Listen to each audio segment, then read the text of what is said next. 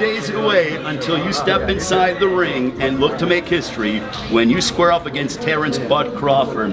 What does this mean to you? It means a lot. It's what I worked for my whole career. You know, to be the first ever undisputed welterweight champion of the world, and facing a great opponent like Terence Crawford. How much are you looking forward to this moment? Because 2 years ago, you were slated to fight the great Manny Pacquiao. One thing you've always said to me is that you've always wanted your big Las Vegas moment where you're headlining. Now, fast forward less than 2 years from that, and you're going to be taking on Terence "Bud" Crawford with a lot more on the line, and history could be made for you. I feel like this is what it's about. I mean, fighting the best is something that I've been wanting for a long time. You know, you see guys like Ray Leonard, Tommy Hearn, Haggard, Duran, all those guys, even the Four Kings there, they all fought each other. And they made historic fights because the best fought the best. And that's something I want to do regardless, you know, even if it wasn't no belts on the line. You know, I feel like Terence is one of the best fighters in the world. I'm one of the best fighters in the world, and we had to make this happen.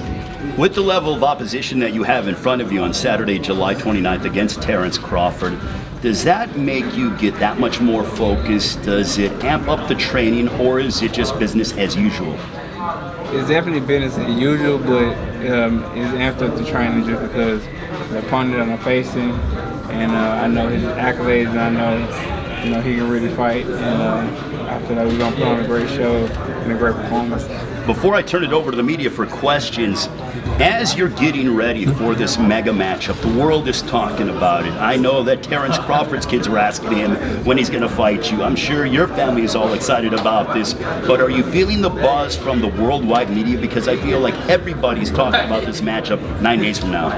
I'm definitely feeling the buzz. I've been feeling the buzz. You know, I go to the store, go anywhere, and first thing someone asked me is, when me and Terence Crawford want to fight. So I knew it was a fight that I had to make happen. But both of us had to make happen because this was the public definitely wanted. This was everybody wanted. This is what I wanted. This is what he wanted. And basically to prove who is the man at the welterweight division. Not only the man at the welterweight division, but who is the man in the boxing. Is this for best pound for pound, you think? You think the winner of this fight will be known as the best pound for pound fighter on the planet? Definitely. The winner of this fight will be the best fighter in boxing. All right, now I'm going to turn it over to the media for questions. Errol, I'm going to hold the mic for you and allow the media to ask you questions. As Mitch from Showtime will go ahead and make sure to go ahead and give us your media and ask the question. Andreas with Sport News. Errol, you mentioned that this fight could be a dog fight. Would you be disappointed if it was one-way traffic, one way or another? Or do you want to make history of having one of the best fights in welterweight history? Well, I mean, I definitely won't be disappointed if it's just one-way traffic with me watching them. But if it is a great fight, then I won't be disappointed at that either because it's something that people talk about for decades. A follow-up to that is, if this fight happened 3 years ago, do you think the result would be different? Because are you better than you were 3 years ago, or what do you think? I couldn't tell you how the fight would play out if it happened 3 years ago. It'd probably play out the same day it play out Saturday night.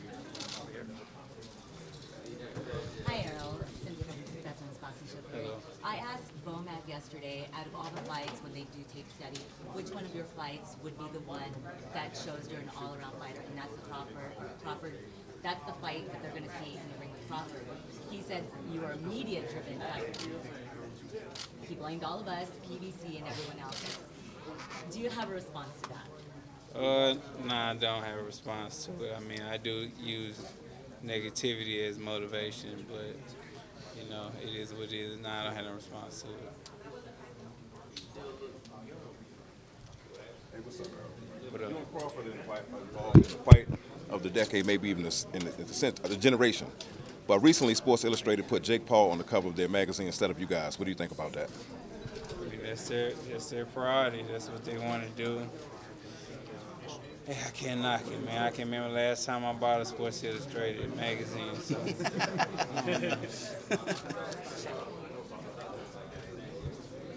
Errol Sam Gordon here, Las Vegas Tribune-Journal. Your quest for undisputed, you've beaten 3 title holders. If you beat Terence, that'd be the 4th. Nobody else who's captured undisputed has gone through 4 belt holders to do it. What do you think has just been the unique part of the challenges that have come with your journey, and how fulfilling is it to go about it that particular way, in a way that nobody else has? Basically, like you stated, just to come up with me being one champion, me being the next champion. Like every belt that I took for somebody, So that's basically it right there. That I'm beating champion after champion after champion after champion. I'm not just fighting one person and he has the belts and I'm beating him. I'm going through the ringer, fighting the best guys in my division who hold belts and beating them. I feel like it's a big difference when you face a champion than you face him when he's not a champion, because he got more to fight for when he has a belt. Questions, guys? Anybody else? Questions? At least everybody. Yes, quick question. What does it mean everyone thinks they can swim until they get in the water? It basically, you basically said it. Everybody think they can swim until they get in the water. So, you start getting tired. You know how hard swimming is. Start getting tired, you start sinking, and you might drown. Stacy right here, you see him. He's trying to keep his head above water and his other sharks. So that's basically what it means. Everybody think they can swim until they get in the water and they trying to paddle to survive. Questions? Sean? Errol, we got a chance to look at Terence yesterday, and you do look like definitely the physically bigger welterweight. How much does that factor into this fight? I wouldn't know how much to factor into it until we get in the ring. They say he's a strong guy, so we definitely see next week. Hey Earl, when it comes to preparing for this fight and Terence's style and the problems that he presents, what fighters would you say, in your experience, will actually kind of help you with preparing for Terence Crawford? I don't think it's anybody that help prepare me for Terence Crawford, just because his style is different from everybody else. It's just like saying, when Ray Leonard fought Tommy Hearns, what style would help him for Tommy. I don't think he fought anybody like Tommy until he fought Tommy, and it's vice versa. So same thing with Ali and Joe Frazier. So I feel like this is the first time that I'm fighting somebody with this type of style that Terence Crawford has. Errol, this is the first time since your fight with Joe Brook that you're kind of back and forth as an underdog, especially as the headliner. How does it feel like to be seen as an underdog by a lot of people when the fight that you're headlining? I really don't care. He's headlining too. So, I really don't care. It is what it is. People have opinions. So it's time just to prove them wrong. Errol, how do you deal with it when Crawford switches? Like, what are the keys for you to be able, when he switches stances, what are the things you need to accomplish? It's basically the same. I just got to pay attention to when he switches. It's basically the same thing as if he switched to southpaw. Same thing as me fighting the southpaw. If he switched to orthodox, the same thing as me fighting the orthodox fighter. Just the way you recognize when he switches. Errol, what's been the biggest motivation for you in this whole entire process leading up to this fight? The biggest motivation for me is just to win. I feel like that's the most valuable motivation. If you don't have that motivation, to win, be successful, be the undisputed, and take care of my family. Is the family part like the deepest motivation? Like, I know to win is something, it's sport, but is there anything deeper? Is it like the family part? Like, hey, this fight makes it so that my kids and my grandkids are okay?